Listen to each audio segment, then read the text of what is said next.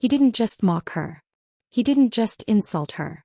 He humiliated her, loudly, deliberately, and with a smile that said he was enjoying every second of it. Right there in the middle of the mall. Bright lights above. People everywhere. Music playing softly in the background. And in the center of it all, she stood frozen. A shopping bag hanging from her fingers. A paper coffee cup trembling slightly in her hand. Dozens of strangers watching. Some pretending not to stare, but listening anyway. Because humiliation has a sound. It's the sound of laughter that lingers too long. The sound of someone speaking just loud enough to gather an audience. The sound of cruelty disguised as confidence. She was the entertainment. He circled her slowly, like someone inspecting something cheap at a discount store. His eyes moved from her shoes, to her clothes, to the simple tote bag resting against her hip. Then he laughed. Not a quick laugh.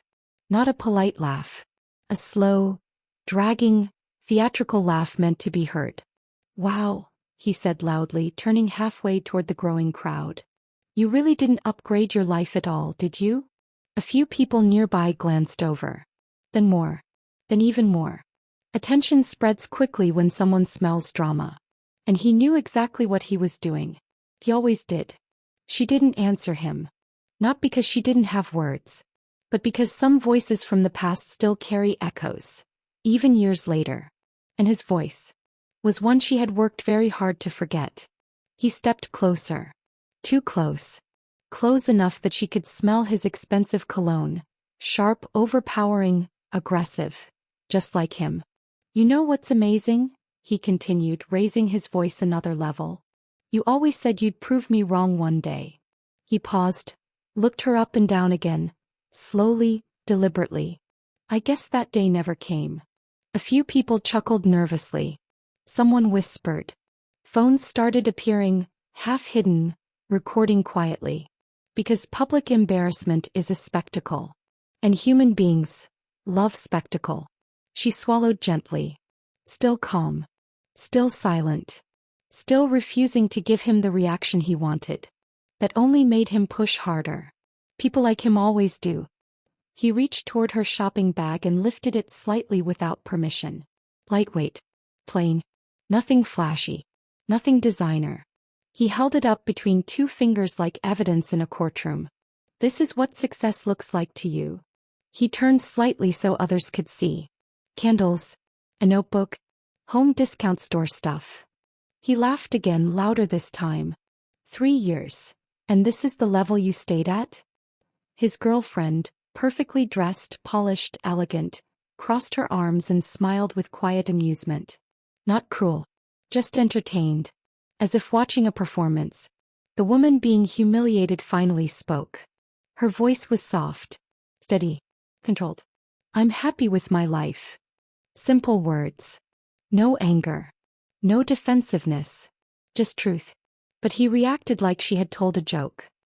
He threw his head back and laughed so loudly that conversations across the food court paused. "Happy." He wiped imaginary tears from his eyes. "You always had low standards. But this is impressive." More eyes turned toward them. Now there was a clear circle of space forming. People pretending to browse, pretending to walk past slowly, pretending not to listen. But every single one of them was listening. He leaned closer, voice dropping just enough to sound intimate, but still loud enough for everyone to hear. "Do you remember why I left you?" Silence. She didn't answer. He answered for her. "Because you were ordinary." He tapped one finger lightly against her shoulder. Too simple. Another tap. Too comfortable. Another. No ambition. He stepped back and spread his arms like he had just presented a masterpiece. And look, nothing changed. Her fingers tightened slightly around her coffee cup. That was the only visible reaction. And he noticed. His smile sharpened. He had found a crack. "You know," he continued casually, "I used to feel bad about leaving you." He sighed dramatically. "But seeing you now, honestly, I feel relieved." He placed an arm around his girlfriend's waist. "She understands growth. She understands success. She understands how to level up. He gestured toward the elegant woman beside him. Then toward Elena. Some people evolve. Pause. Some people stay exactly where they belong. A murmur moved through the crowd. Discomfort. Judgment. Curiosity. Some people felt sorry for her. Some people silently agreed with him. Some just wanted to see what would happen next. But his tension is addictive. And right now, the tension was thick enough to feel in the air. She lifted her gaze slowly and looked directly at him. Not angry. Not hurt. Just steady. That unsettled him slightly. He wasn't used to calm. He was used to reaction. Emotion. Tears. Defense. But calm felt like resistance. So he escalated again. He stepped back, raising his voice even louder now. "Ladies and gentlemen," he announced dramatically, gesturing toward her like a game show reveal. "This is the woman who said she'd prove everyone wrong." He laughed. Still shopping budget. Still dressing basic. Still living small. Then he delivered the sentence that made the entire space fall silent. "Some people are simply born to be average." The word hung in the air. Average. It echoed. Lingered. It landed like something heavy, something final, something meant to define her. And for 3 long seconds, no one spoke. No one moved. No one breathed loudly enough to break the tension. Even the background mall music seemed quieter. Then, a calm voice spoke from behind him. Controlled. Measured. Not loud. But somehow, it cut through everything. "Is there a reason you're speaking to my wife that way?" He turned. Slowly. Annoyed. Dismissive. Expecting another stranger interfering. But what he saw made his expression shift. Just slightly. Just enough to notice. Because standing a few steps away, watching everything, was a man who had been there longer than anyone realized. Quiet. Composed. Observing. Waiting. And in his eyes was not anger. Not outrage. Not impulse. But something far more unsettling. Calculation. He had seen the mockery. He had heard every word. He had watched the crowd form. He had watched his wife stand there, calm, composed, dignified, while someone tried to shrink her in public. No. He had decided to step forward. The humiliation was over. The consequences were just beginning. The man who mocked her believed he was witnessing weakness. He thought he was looking at a woman who had failed to rise. He thought he was humiliating someone powerless. What he didn't know was that he had just insulted the wife of a man who never raised his voice. Because he never needed to. And before this day ended, everyone in that mall would understand one unforgettable lesson. Some people look ordinary. Until the world discovers who stands beside them. Fade music slowly rising. But to understand why this moment mattered, you have to go back. Back to who she was before the humiliation. Before the silence. Before the man watching from the shadows. Back to the woman he once believed he had broken. Before them all. Before the humiliation. Before the calm man watching from the shadows. There was a different version of her. A quieter one. A more uncertain one. A woman who once believed love meant shrinking herself to make someone else feel bigger. Her name was Elena Mercer. Years ago, she loved Marcus Hale with everything she had. Crescent Moon how it started. They met in a place filled with noise, ambition and possibility. A crowded networking event downtown. Bright lights. Loud conversations. Polished smiles everywhere. Elena didn't belong there. She wasn't trying to impress anyone. She had come with a coworker, stayed near the edges, and planned to leave early. That's when Marcus noticed her. Not because she was loud. Not because she demanded attention. But because she didn't. He walked over with effortless confidence. Charming smile. Perfect posture. A voice that sounded warm, interested, attentive. He made her feel seen in a room that had ignored her. And that was how it began. Speech ballooned the version of him she first knew. In the beginning, Marcus was magnetic. He listened carefully when she spoke. He asked about her dreams. He said she was refreshingly genuine. He told her she was different from other women. Not materialistic. Not shallow. Not obsessed with status. He said he admired her simplicity. He said it felt peaceful. He said being with her felt real. And Elena believed him. Because she was real. She believed people meant what they said. Especially when they said it gently. Seedlings, small changes. Almost invisible. But change rarely arrives loudly. It creeps in. Quietly. Gradually. Almost politely. At first it was just suggestions. You'd look better if you dressed more professionally. You should speak with more confidence. You're too modest about your achievements. None of it sounded cruel. Sounded helpful. Supportive. Like encouragement. So she listened. She adjusted. She tried harder. Then came comparisons. My colleague's girlfriend just launched a startup. My friend's partner invests in real estate. Successful people think bigger than this. Still not cruel. Just pressure. Subtle, constant, persistent pressure. Like water wearing down stone. Brain the shift she didn't notice. Somewhere along the way. Her natural calm became lack of drive. Her contentment became low standards. Her kindness became weakness. And Marcus stopped admiring her simplicity. He started resenting it. Broken heart, the first real crack. One night at dinner she told him she wanted a peaceful life. Comfortable home. Meaningful work. Time to breathe. Time to live slowly. He stared at her for a long time. Then said something she never forgot. That's not ambition. That's settling. She laughed nervously. He didn't. How confidence disappears. He never yelled. Never shouted. Never insulted her directly. That would have been obvious. Instead he questioned. Doubted. Reframed. Minimized. If she celebrated something small he called it insignificant. If she expressed contentment he called it complacency. If she felt proud he asked why her standards were so low. Slowly. Her pride began to shrink. Puzzle piece, the breaking point. The end came quietly. No dramatic fight. No screaming. No slammed doors. Just a conversation that felt like a verdict. They sat across from each other in a cafe. He spoke calmly, logically, almost kindly. Elena, you're a good person. Pause. But you're not going anywhere. Pause. I need more than this. Pause. You're too ordinary for the life I want. Ordinary. The word that would echo years later in the mall. She asked one question. Was I ever enough for you? He didn't hesitate. No. And just like that. He stood up. Paid the bill. And walked away. No hesitation. No regret. No looking back. Cloud with rain, the aftermath. People think heartbreak is loud. But sometimes, it's silent. It's waking up and not recognizing yourself. It's replaying conversations until dawn. It's wondering which version of you was wrong. The woman you were. Or the woman he said you should have been. Elena stopped trusting her own sense of worth. She stopped making decisions confidently.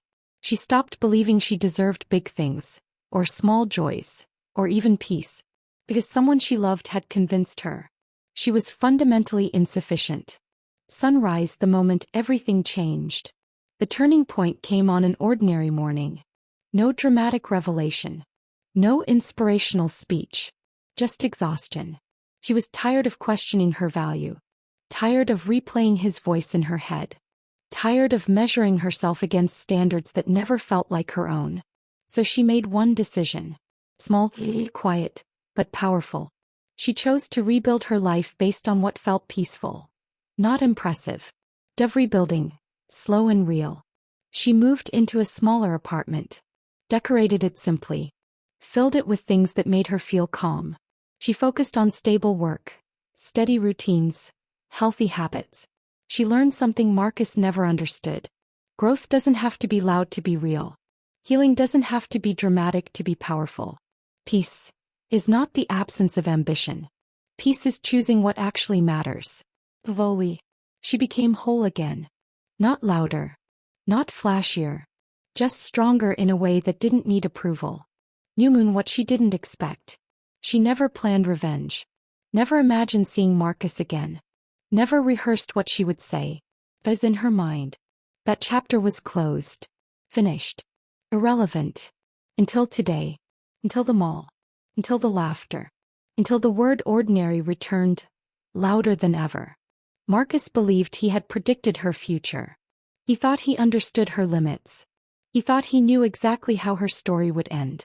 What he never imagined was that while he was chasing visibility, she was quietly building something far more powerful. A life grounded in peace. A heart grounded in certainty. And a love that would change everything.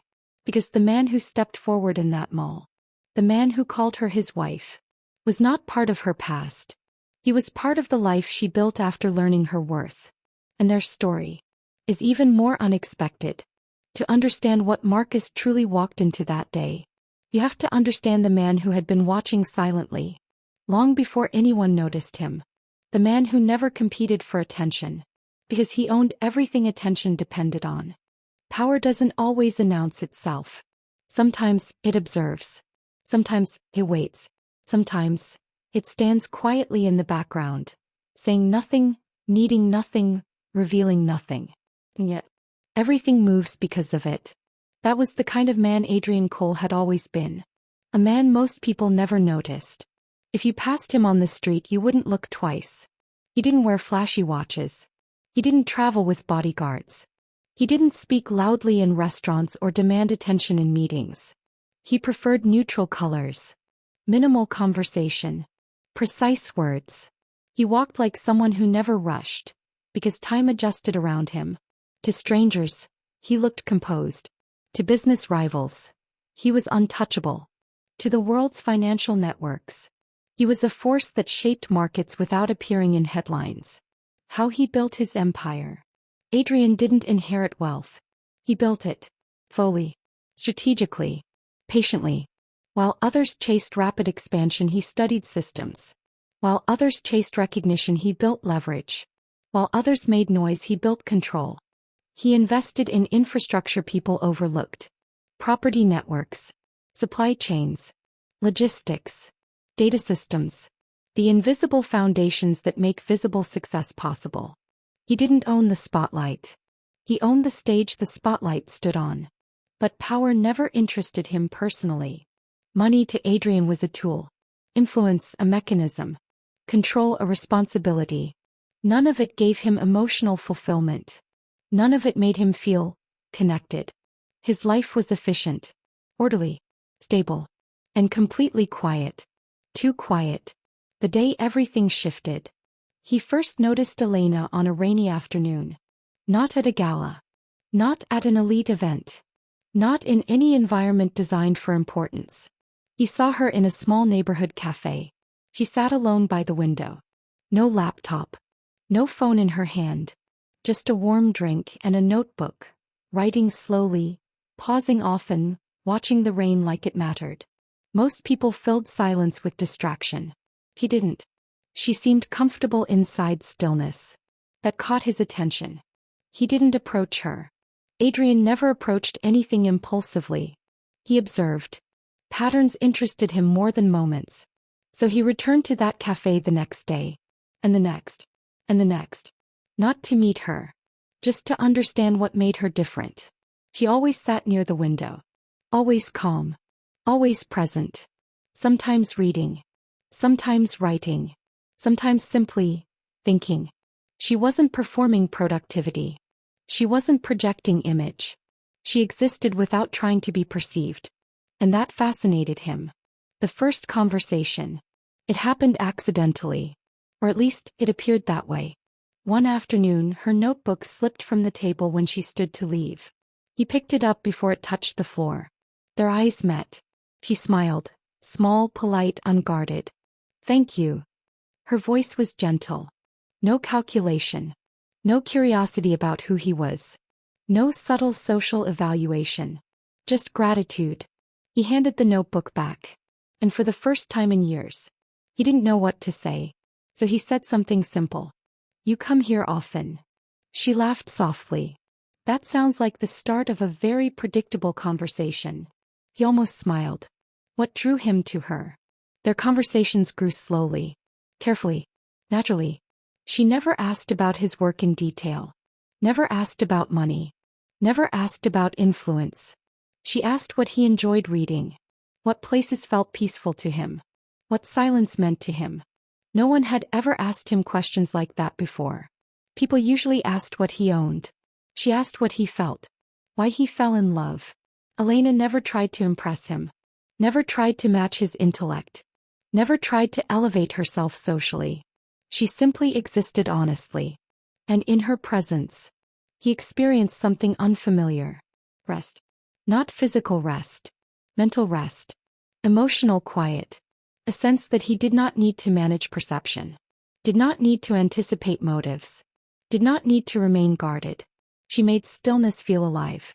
When he learned about her past, she didn't speak about Marcus immediately. That story came much later.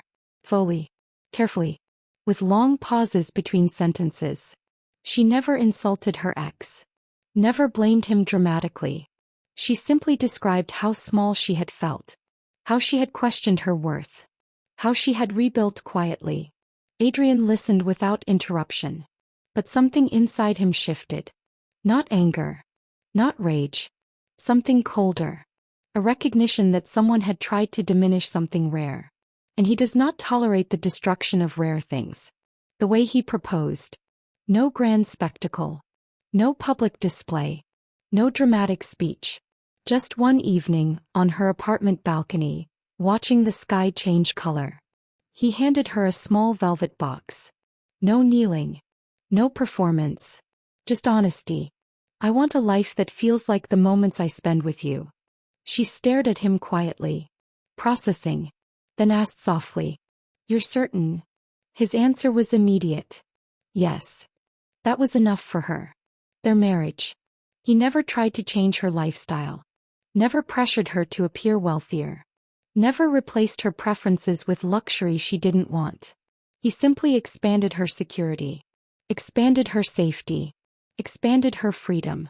Everything else remained her choice. Why he was at the mall that day. Adrian rarely accompanied her on routine errands. Not because he didn't care. Because he respected independence. But that day he had meetings nearby. He decided to join her afterward. He arrived early. Saw her near the cafe. Then he saw Marcus approach. What he felt watching the humiliation. He didn't interrupt immediately. Adrian always gathers complete information before acting. He watched Marcus' body language. Listened to every word. Observed Elena's response. Measured the crowd. Analyzed the emotional dynamic. By the time Marcus said the word ordinary, Adrian had already decided what would happen next. Not emotionally. Strategically. Precisely. Inevitably. Why he finally stepped forward. Because humiliation is not just insult. It is an attempt to reduce someone's social standing. To redefine how others perceive them. To impose hierarchy through embarrassment. And Adrian does not allow imposed hierarchies around what belongs to him. Not possessions. Not status. But people he protects. Marcus believed he was humiliating a woman who stood alone. What he didn't realize was that she had never stood alone again from the moment Adrian entered her life. No. The man who built empires through patience had stepped into the open. Not loudly. Not aggressively. But decisively. Because some men shout to prove power. Others simply move one piece. And the entire board changes. Marcus thought the worst part of his day was embarrassing her. He was wrong. The worst part was what would happen after Adrian introduced himself. The moment Adrian stepped forward, something in the atmosphere shifted. Not loudly. Not dramatically. Just subtly. Like pressure changing before a storm. Marcus turned around slowly, irritation already forming on his face. He expected interruption. He expected annoyance. He expected some random stranger playing hero. But the man standing behind him didn't look emotional. Didn't look angry. Didn't even look tense. He looked composed. Perfectly composed.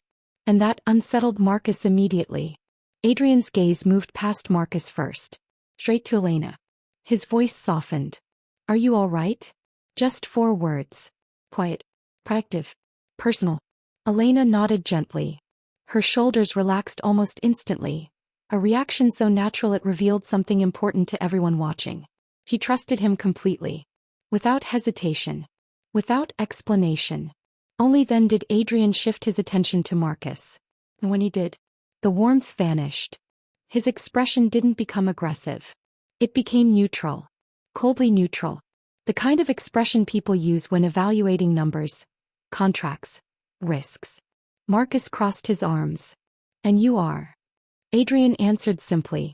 Her husband. Silence spread through the crowd. Not dramatic silence. Heavy silence. The kind that makes people lean in slightly, instinctively sensing something meaningful is happening. Marcus blinked once. Then smirked. Oh, really? He looked Adrian up and down slowly. Clean suit. Minimal accessories. Calm posture. No visible status signals. Marcus chuckled. Didn't expect that. He stepped slightly closer, testing boundaries. What do you do? Adrian replied without hesitation. I build systems. Marcus frowned slightly. What kind of systems? Ones people depend on. Short. Direct. Unimpressed. Marcus didn't like vague answers. Vague answers meant control. And Marcus preferred situations where he controlled the narrative.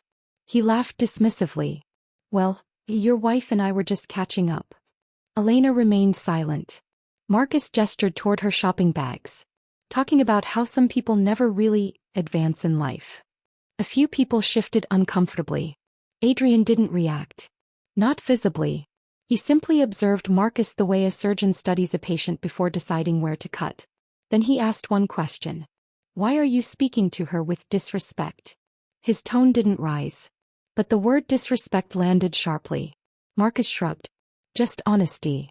He leaned slightly closer. You know how it is. Some people need reality checks. Adrian's gaze didn't move. Your reality is an opinion, not a fact.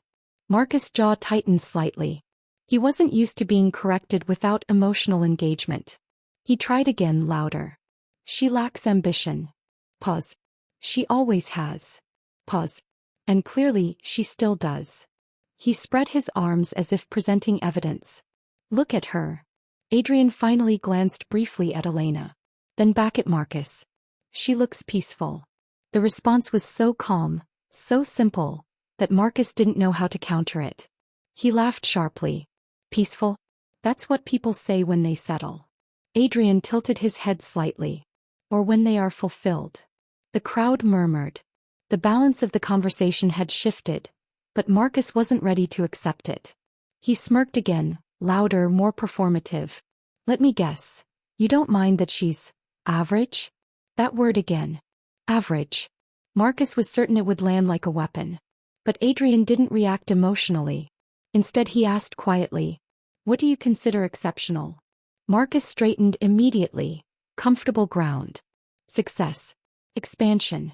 Influence. Financial growth. Adrian nodded once. Then said something that made Marcus' stomach tighten, though he didn't understand why yet. Interesting. Adrian looked around the mall slowly, taking in the architecture, the storefronts, the glass balconies, the crowds. Then he spoke calmly. Do you know who owns this property? Marcus scoffed. What does that have to do with anything? Adrian didn't answer immediately. He simply reached into his pocket and removed his phone, unlocked it, opened a document, then held the screen out toward Marcus. Read. Marcus hesitated. Something in Adrian's tone carried quiet authority. He took the phone. His eyes scanned the screen. At first, confusion. Then concentration. Then recognition. Then disbelief. Then something deeper. Corporate structure. Property ownership. Holding companies. Investment networks. Layered financial architecture. And at the top, Adrian's name. Marcus looked up slowly. This mall. Adrian nodded once. Yes. Silence exploded across the surrounding space. People leaned closer. Someone whispered, wait, what? Marcus laughed nervously. No, that's not possible.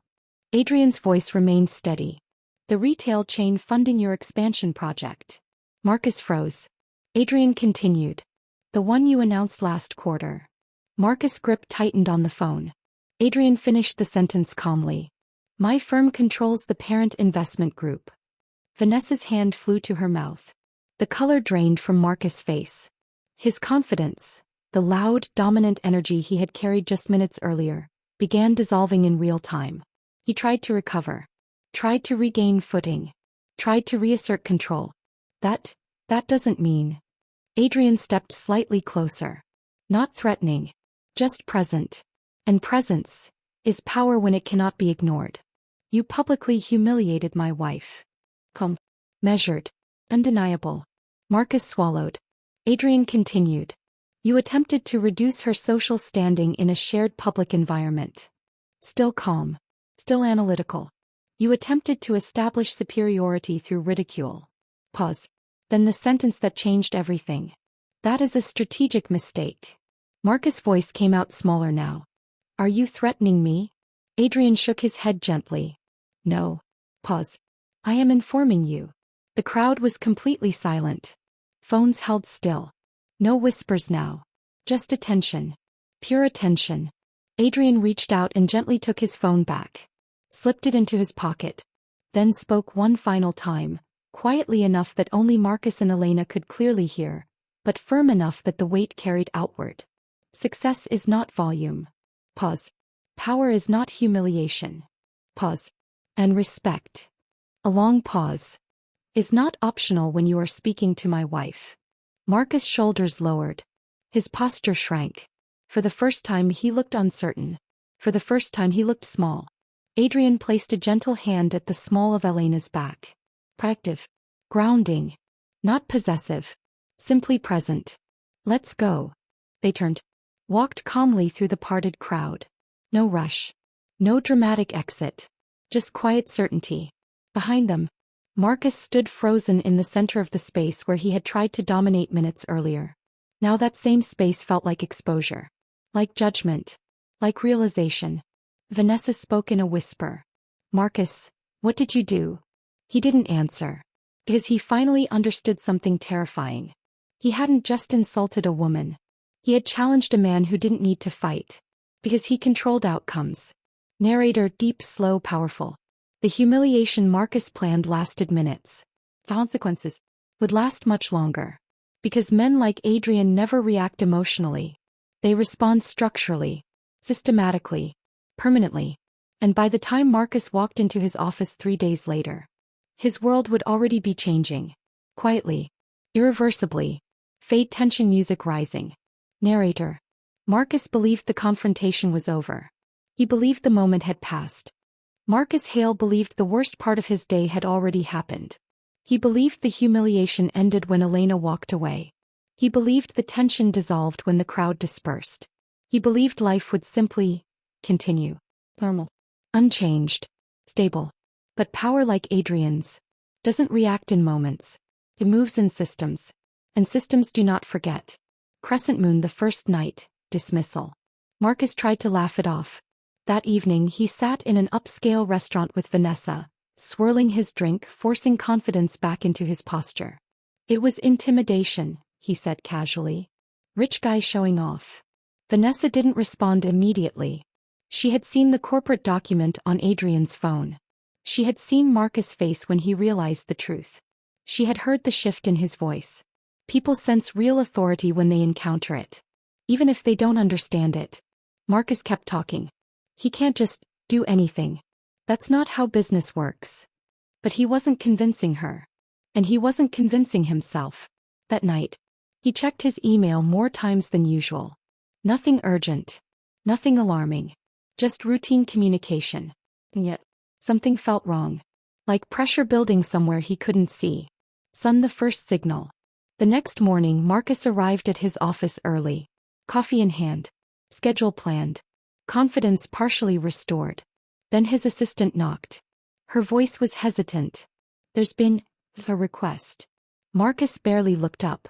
From who? He swallowed. Your primary investment partner. Now he looked up. What request? She placed a printed email on his desk. Subject line. Contractual review. Immediate. Marcus frowned. That wasn't normal. Reviews happened quarterly. Scheduled. Predictable. Not sudden. Not immediate. He scanned the message. Professional tone. Neutral language. No accusations. No explanations. Just one sentence that mattered. We are reassessing all active financial exposures under current market conditions. Marcus leaned back slowly. Market conditions? Nothing had changed. Nothing significant. Nothing that justified immediate review. Plus, this wasn't about markets. Chart decreasing day 2. Uncertainty spreads. Phone calls began. First from a regional partner. Then from a logistics supplier. Then from a development consultant. Each conversation polite. Each tone cautious. Each message similar. We're temporarily pausing forward commitments. We need clarification before proceeding. We're waiting on guidance from upper channels. Upper channels. Marcus knew what that meant. Influence moves downward through hierarchy. And something, somewhere, had shifted at the top. Ice Cube Day 3. The meeting. The meeting invitation arrived at 7:12 a.m. Mandatory attendance. Executive review panel. Legal present.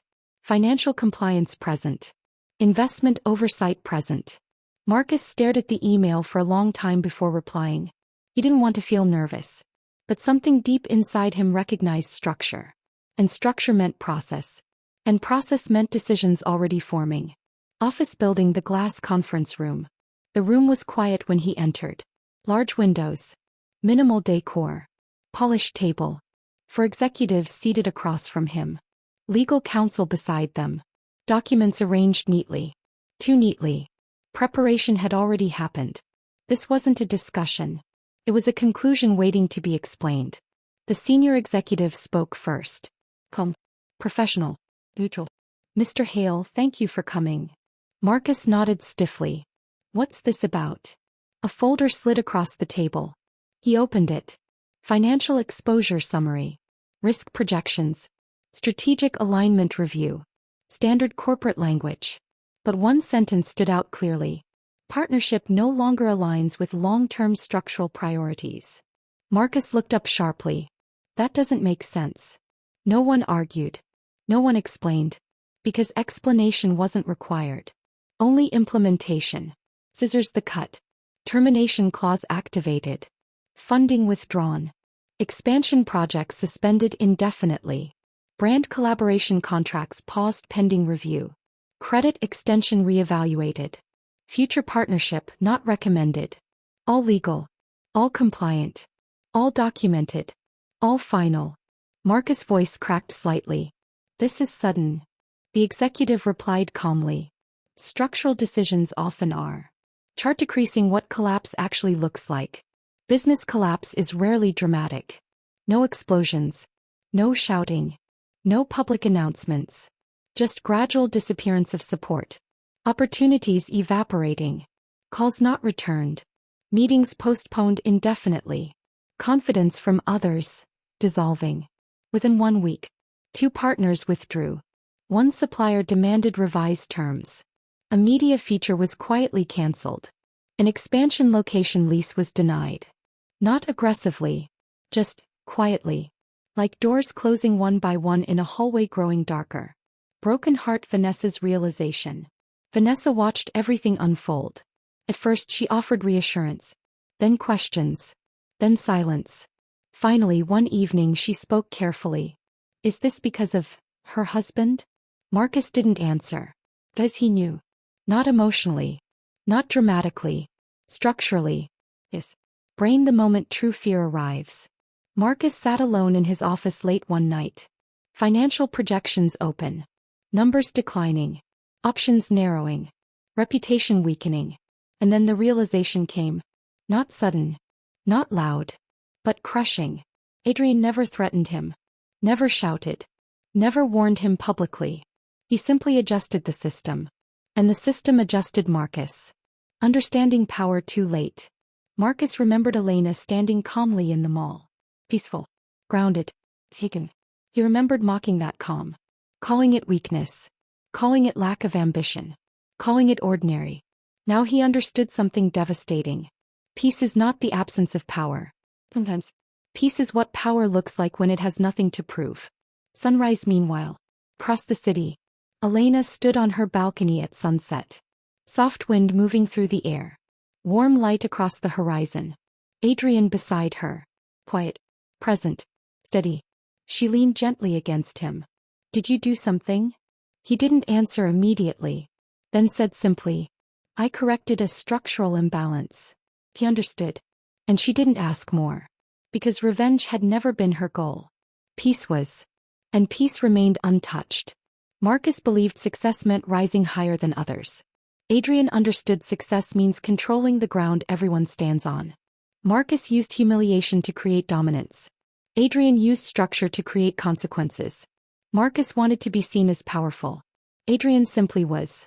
The mall confrontation lasted minutes. The correction lasted weeks. The life would last forever. But the story doesn't end with loss. Because the greatest realization Marcus would face was not what he lost in business. It was what he lost years ago. And never understood the value of. Fade slow emotional music. Narrator. To truly understand karma, we must look at what Marcus finally realized about Elena. The woman he called ordinary. Who built an extraordinary life without him. Losing money hurts. Losing opportunity hurts. Losing status hurts even more. But none of those compare to the realization that comes when a person finally understands. They didn't lose success. They lost something far more rare. Someone who loved them when they had nothing impressive to offer. Marcus Hale sat alone in his office long after everyone else had left. The city lights outside reflected against the glass windows, turning the room into a mirror. And for the first time in years, there was no noise around him. No praise. No admiration. No attention. Just silence. The same silence he once mocked in Elena. He leaned back slowly in his chair, staring at nothing. And memories began to surface. Not the grand ones. Not dramatic moments. Small ones. Quiet ones. The kind he never valued when they happened. He remembered talking endlessly about his goals. His plans. His future success. He had always listened completely. Not pretending. Not distracted. Fully present. Like what he said actually mattered. He had never thanked her for that. He had assumed it was normal. Expected. Guaranteed. She never demanded expensive gifts. Never pressured him to prove his worth. Never compared him to other men. She celebrated small victories. Encouraged him when progress was slow. Believed in him before anyone else did. And he called that ordinary. He remembered evenings sitting beside her in comfortable silence. No performance. No competition. No pressure to impress. Just calm. At the time he thought calm meant stagnation. Now he understood. Calm meant security. And security is rare. Marcus stood and walked toward the window. His reflection stared back. Perfect suit. Perfect posture. Perfect image. But something inside felt hollow. As he had spent years chasing expansion. While rejecting the one person who made success feel meaningful. He whispered quietly to the empty room. She wasn't ordinary. Pause. I just didn't understand her value. Some losses happen suddenly. Others reveal themselves slowly. Marcus' realization came piece by piece. Every quiet moment. Every empty evening. Every decision he now faced alone. He didn't just lose a relationship. He lost the only person who saw him, without needing anything from him. Across the city. Life continued peacefully. Elena stood in her garden, gently watering small white flowers growing along the stone path. Morning sunlight warmed the air. Birds moved between trees. No rush. No pressure. No noise. Just life unfolding naturally. Adrian stepped outside, watching her quietly for a moment. The same way he had watched her years ago in that cafe. Not analyzing. Not calculating. Simply appreciating. He walked over slowly. Beautiful morning. She smiled. Yes, it is. He looked at the flowers. You take care of things that grow slowly. She looked up at him gently. Slow growth lasts longer. He understood the deeper meaning instantly. Elena didn't become louder after marriage. Didn't transform into someone flashy or socially dominant. She remained exactly who she chose to be. Peaceful. Grounded. Certain. But no. Her peace was protected. Her life was secure. Her worth unquestioned. Marcus chased visibility. Elena chose stability. Marcus demanded admiration. Elena cultivated peace. Marcus tried to feel powerful by making others smaller. Adrian protected what was valuable. without needing recognition. And that difference changed everything. One evening, Elena and Adrian sat together watching the sunset spread gold across the sky. She leaned her head gently against his shoulder. After a long, comfortable silence, she asked softly, "Do you think people really change?" Adrian thought for a moment, then answered carefully, "Some do, when they finally understand what they lost." She nodded slowly, then asked another question. "Do you ever regret stepping in that day?" His answer came without hesitation. "No." Pause. "I don't allow harm to reach what I protect."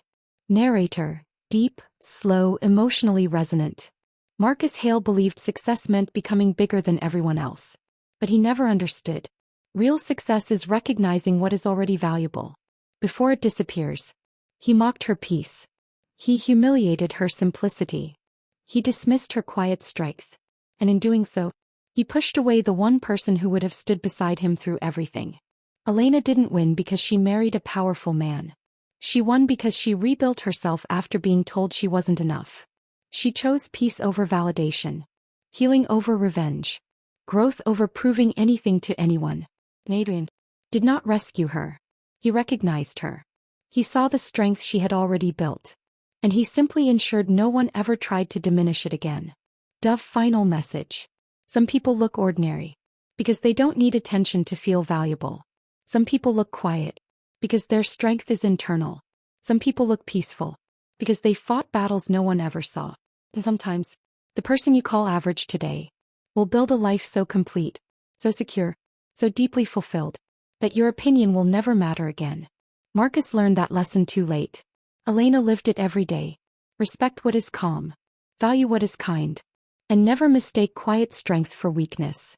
Because the loudest humiliation is realizing you underestimated someone who never needed your approval to rise.